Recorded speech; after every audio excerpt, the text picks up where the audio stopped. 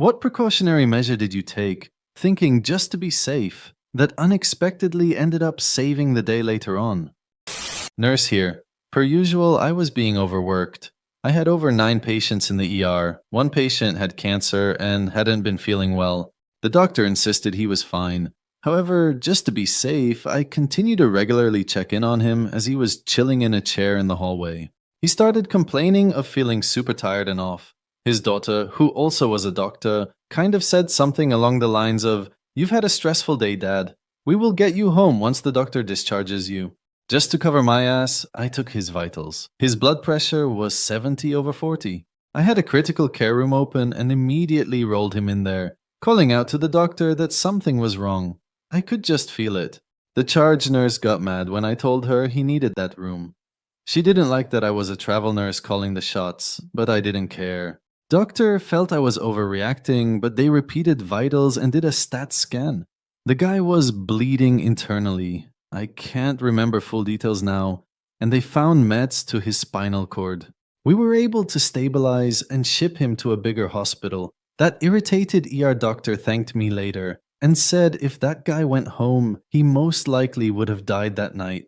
It felt really, really good. All because I listened to my patient and my gut, and didn't let the stress of over 9 patients cloud my judgment. As a manager, I noticed my team was getting saddled with harder work than the other teams. I informed my boss, but she laughed at me and sent me packing. Since we tracked employee productivity by case worked, I had a feeling I'd need some kind of proof in the future. So I went back to my team, explained the situation, and informed them I wanted them to keep daily logs of all of their cases and timestamp them, even though the system did this automatically. Fast forward 2 years. Another manager believes his employees are getting harder cases than the other teams, so he complains about it to his boss. His rapport with her is significant as he works the same shift, so she looks into it. After a 3-day secret investigation, I get one of the most aggressive and hateful emails of my career, accusing me of cherry-picking millions of cases over years of work for my team. My response was to hand her daily logs from every employee for 2 years. 11,000 sheets of paper, give or take. The absolutely incredulous look she gave me was worth it alone. What's this? That's 100% accurate daily logs of every employee and their cases worked. Why do you have this? To protect them from you when you inevitably did this. Offended look. This is ridiculous! There's no need for them to be wasting time keeping these logs. There wasn't until today. Feel free to check them. Oh, I will. 3 days later, I got my apology. Turns out an employee was coming in early and scanning in my employee's paperwork and tossing their cover sheets. So there was no record they had done any of the difficult work. After running numbers, it was determined that the other manager was incorrect, and the evidence showed my team worked roughly 34% of difficult cases and accounted for 15% of the total workforce. The day shift employees all got into trouble for passing off hard cases. The day I got to tell my team their logs literally saved all of our jobs was one of my best days at work, ever. I run a reptile and exotic animal rescue in South Texas. We are having very cold weather. I drove out to the rescue to check on everyone one more time, even though I'd been out there many times today. The heat had stopped working. We ended up having to move all the reptiles to my house. They would have died tonight. It's crowded as fuck, but everyone is alive. The 90-pound tortoise in my living room is probably gonna fuck some stuff up, but he's alive. Used to have a ground floor apartment and a motion sensor camera on my patio connected to my phone. My friends and I got home around 4 a.m. from being out all night and we're chilling in the living room. Motion detected on the back patio. I dismiss it since it's normally a stray cat or leaves blowing. A few minutes later, I decided to check out the motion recording just to see. It was a man that hopped my patio and was peeking at us through the slits in the blinds. I went to live view to see if he was still there, and he was. I start going ballistic, screaming, and about to fight this guy. I'm storming to my patio door, but he fled by then. Glad I checked the camera. I was scheduled for a mammography when I got 50. Somehow it didn't work out that year because the appointment was in Bavaria, but I live in Düsseldorf. And I also thought it was not that important, but a year later they sent me the invitation again. I scheduled a mammography in Bavaria then, as I was visiting my parents anyway, and I thought, well, they probably aren't going to find anything. But if I have cancer and didn't have that mammography, I'm going to regret it. I expected a letter telling me that they had found nothing. But in fact, they did find something that needed further investigation.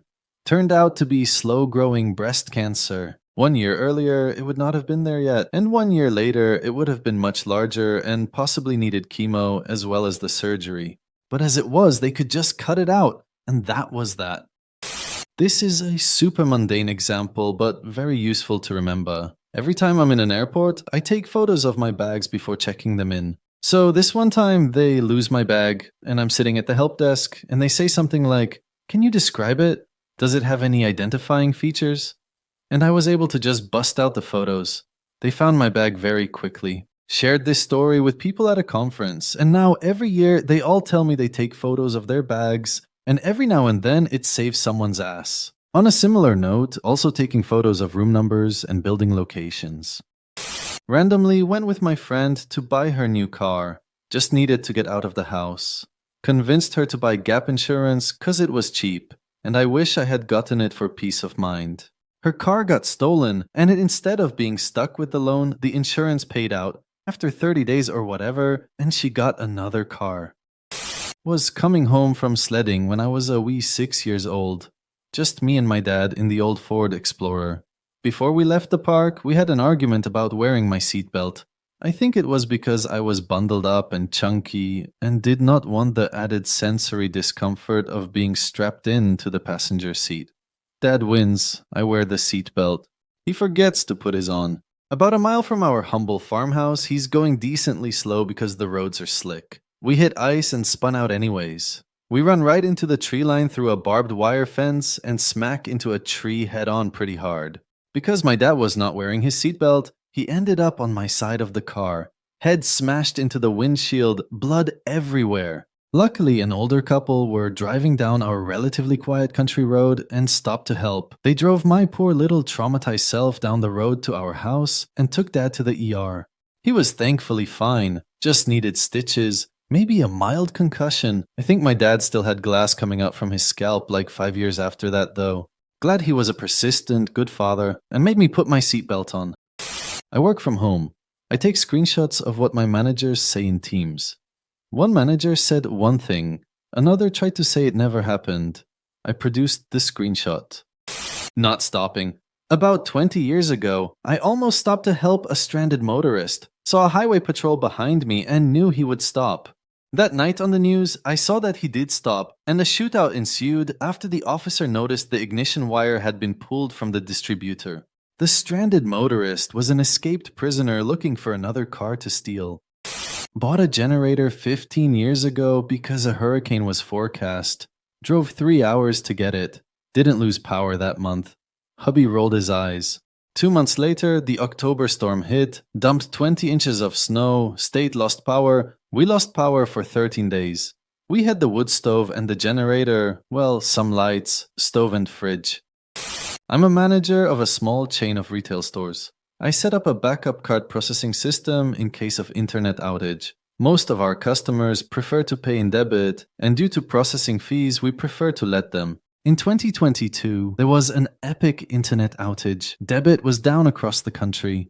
But my backup solution worked. So, for one glorious day, Walmart wasn't able to accept debit, but my tiny chain was.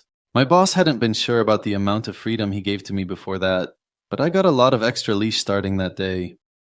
Out of nowhere, I decided to boil a ton of water for my son's formula. My husband made fun of me for boiling gallons of water to store in several giant pots, but then he took over the project. The next day, a freak winter storm hit Texas. We lost power for a week and water for a week and a half. Because we were still in survival mode, we had zero clue this storm was coming. We didn't have much food for ourselves, but our baby boy was well fed during the storm. I did worry about running out of formula and trekking through snow, but thankfully we had also bought cans of formula a few days before the storm on a whim. I once was asked if I could give someone a ride home from a local convenience store. Normally I would say no, but I decided to be nice that day. They were a lady in their mid-30s or early 40s, so I figured it wasn't that big a deal.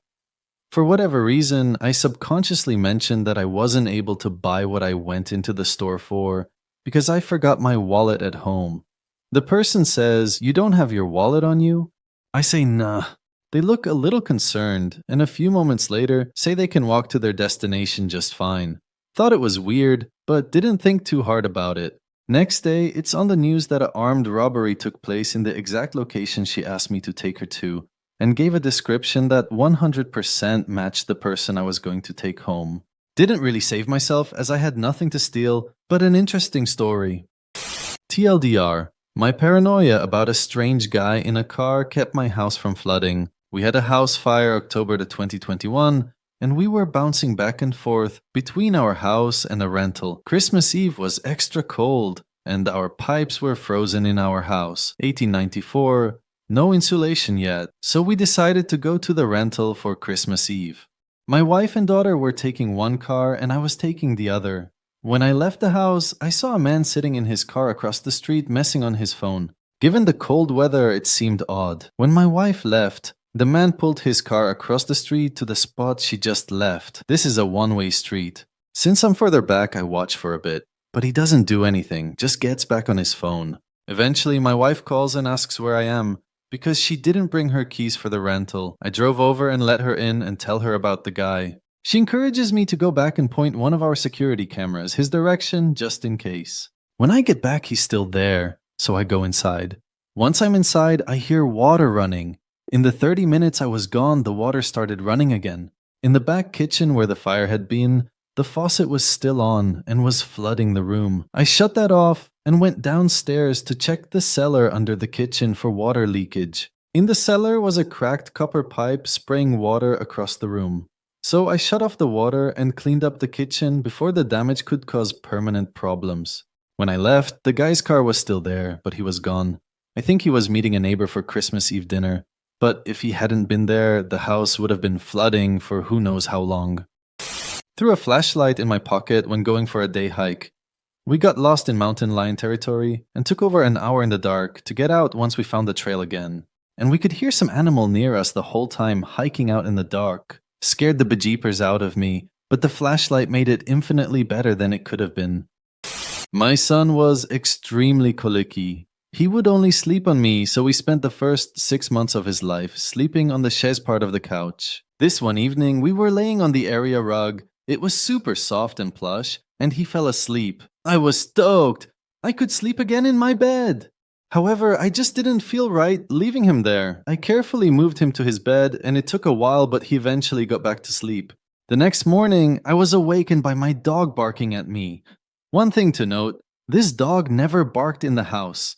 If he wanted to wake me up, he'd jump into my bed and do it that way. When I got up to let him out, the carpet was soaked. I was pissed because I thought the dog peed. He was housebroken in my bedroom. Turns out we had a pipe burst, and the entire house had a minimum of 2 inches of water throughout. I shudder to think about what could have happened if I had left my son on the area rug. It's something I had never done before, and wouldn't think was the acceptable thing to do, but I was so sleep deprived. I for some reason had the feeling that I was being watched, so I closed all the blinds and just let the dog out the back door instead of walking him. My dog found the creep in my backyard and dragged him by the pant leg out of a bush, thrashing him around. Based on the video, the dog got at least 4 good bites in. I'm a nurse. I was relatively new at the time of this. I had a patient, 50s female, who was in for a non-steamy heart attack, but not the type of heart attack everybody pictures. She's been straight chillin' all day. She's waiting for an inpatient bed. We've gotten her aspirin. She's got a heparin drip going. We've got PRN nitro for chest pain. Patient calls me in to let me know that her chest pain has returned. 5 out of 10 pain, and she would like some nitro. I say sure, no problem. I go get her nitro, give it to her. Patient seems fine. No obvious distress. No change in her vital signs, talking and joking with me and her husband. Something in me was pushing me to grab a new EKG, even though she'd had one not that long ago. And she was on the telemetry monitor. I go grab the EKG machine just to be extra thorough. Big fat STEMI, big ol' heart attack. Rushed her to the cath lab and she ended up getting several stents placed, but she pulled through. It was the first time as a nurse I felt personally responsible for saving a life. Obviously, the cath lab team did more than I did, lol. And it's because I just wanted to be extra precautionary. Now, I always get an EKG with any kind of change in chest pain. Slept with bedroom door open the other day. We almost never do that, and honestly, it was because I wanted to be able to hear for some reason. Smelled gas at midnight. Turns out my daughter had turned the stove knob just a touch before going to bed 5 hours earlier. That was a scary one. I got life insurance on my husband during open enrollment, and we joked, "Haha, I'll be a rich widow, haha." Totally joking because we have never had any policies on either of us. He got sick and passed away 2 months later. The money saved my butt, and I tell everyone to get life insurance. It's so very important. Helped a victim of human trafficking get to a shelter. Context. I was a medical student at the time, and the city my school was in is a hub for human trafficking. I noticed a patient in the ER who had a pretty bad injury to her face was with a sketchy-looking guy who was not related to her. She wasn't my patient, but I brought my gut feeling up to her doctor, who then made up some excuse to talk to the patient alone and got her to help. I never talked to her myself, but I couldn't shake the vibe I got from looking at her and the man she was with. My ex and I used to go on lots of bike rides. She never wanted to wear a helmet because it would mess up her hair. Before a bike ride, I asked, as always, if she was going to wear her helmet. She said no, but this time I insisted that she did. While on said bike ride, her wheel got stuck in the streetcar tracks, and she went flying over her handlebars. Helmet got scuffed up pretty bad. Aside from some scrapes, bruises, and a hematoma, she was alright. When I remodeled the second-floor apartment, I installed fire blocking to the balloon-framed walls. My dipshit brother-in-law started a grease fire in the downstairs kitchen while I was on vacation, and the fire was contained quickly. The fire inspector said that without the fire blocking, the house would have been a smoldering hole in the ground. Bought a tool for my car that is a combination glass breaker and seatbelt cutter. 6 months later, an EMT used it to cut me out of my car. Now I buy them for everyone I know. My son had graduated college and then decided to follow his girlfriend to a small town where she got her dream job. It was a small town, and good jobs were hard to come by, so almost a year went by with him only working part-time jobs. He had hit the age where we could not have him on our medical insurance anymore. I was concerned about this and started looking into options and told him to apply to our state's low-income medical. For once he listened, and I thank God every day, because not a month after being approved, he started to have leg pain. The first 2 trips to the doctor, they wrote it off as a pulled muscle. But the third time they ordered tests to find out he had a blood clot that stretched from his lower calf up into his abdomen. Placed him right into the hospital, but remember, small town. Did not have the expertise to take care of this 50-mile ambulance ride to bigger hospital. Lots of tests to find out why, and a total of over $120,000 of charges when all was said and done, in which he had to pay less than $20. He is good now, but it did damage the vein in his leg, and he had pain from it and will have to be on blood thinners the rest of his life. Not me, but my parents. I was probably an early teen and my parents were leaving to go run an errand, but it was kind of early, about 8 or 9 a.m., so I didn't want to go and ask to stay home. My dad agreed and came to ask me again, and I said I wanted to stay. They ended up leaving but turned back around, and my dad said they didn't want me staying home, and I better just get up and go. After some whining, I agreed to go. I think we were gone maybe 20 minutes when they got a call from the police that our alarm system went off and our house had been burglarized by 2 guys. The police was able to get one of them, but the other one got away. Who knows in what situation I would have been if I had stayed home. Closing the curtains. I'm sitting in my living room watching Frasier, and I can't explain it. But I get this overwhelming feeling to close the curtains. I'm thinking to myself, I've lost it. And it's probably nothing. It nags me the rest of the episode, and so I closed them. Turns out, there was a guy who would look into people's windows to see if they lived alone. He would then essay and rob them. He hit my next door neighbor at the time,